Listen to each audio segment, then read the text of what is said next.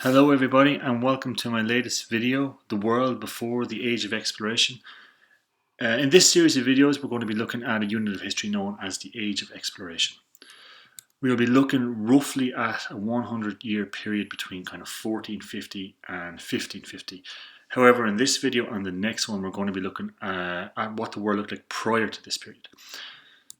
So what I hope you will take from this video are the following learning outcomes. So first, you will know what the Indian Ocean Trade Network was.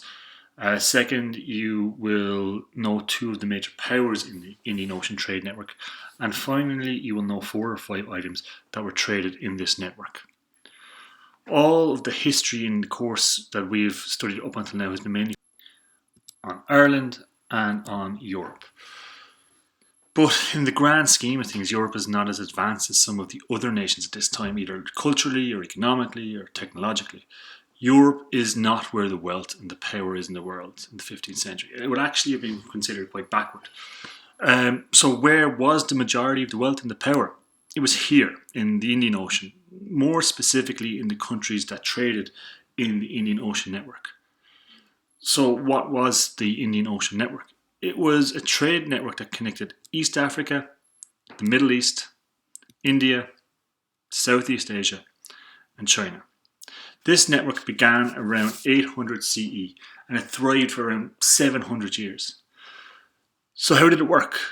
Well, all these places I mentioned had things that the other places wanted or needed. So places like Mogadishu and Mombasa in Eastern Africa had raw materials like ivory, gold and wood that other parts of the trade network wanted. They would use ivory for handles of swords, gold for money or decorations or jewellery, and the people of the Middle East wanted wood to build fantastic structures like Al-Azhar and intricate Islamic art designs carved out of wood. The Middle East supplied coffee, books and weapons in this network. India traded cotton for cloths and clothes, and Southeast Asia was rich in spices that were very popular in Europe at the time, and they were used for disguising the taste of gone-off meat. But the major power in the trading network was China. China has such a long and interesting history. It had a massive amount of natural resources like silk, and it also had a massive amount of skilled people who could turn those resources into things that other people wanted to buy, like porcelain. So it was the leading manufacturer or maker of quality goods. It was the center of the economic universe. It was so powerful that princes would come from all over to meet the Chinese emperor, to have the honor to trade with him. Many of them would have been transported by a man called Zheng He. We're going to spend the next few weeks looking at explorers and sailors like Da Gama, Columbus and Magellan.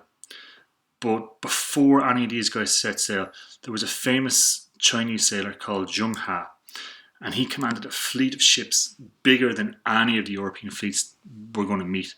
His flagship was 400 feet long, up to 10 times larger than Columbus's flagship, the Santa Maria.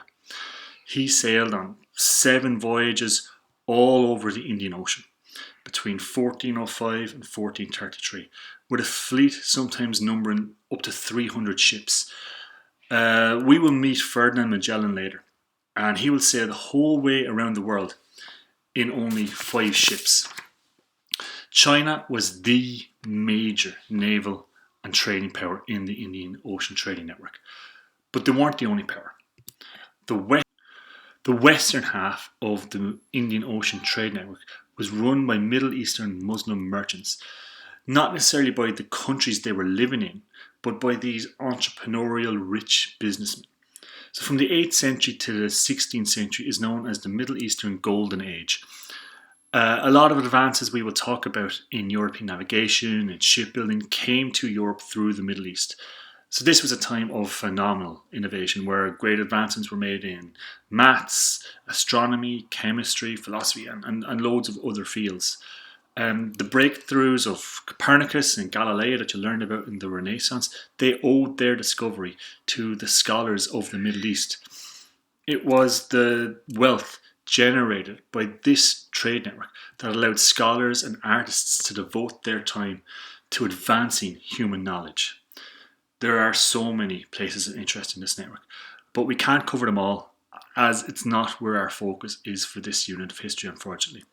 But the next time, however, we will be talking about two famous travellers, Marco Polo and Ibn Battuta, who would give us more of an insight into what this world looked like.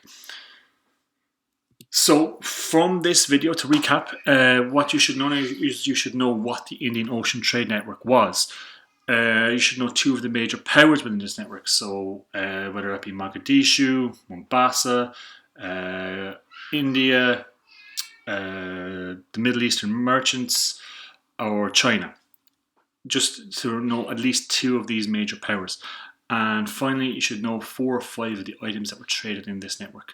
We talked about gold, we talked about wood, we talked about porcelain, silk, cotton, spices, books, weapons, pretty much anything you can think of at the time. So that's the end of this video, and I will see you the next time. Thanks for watching.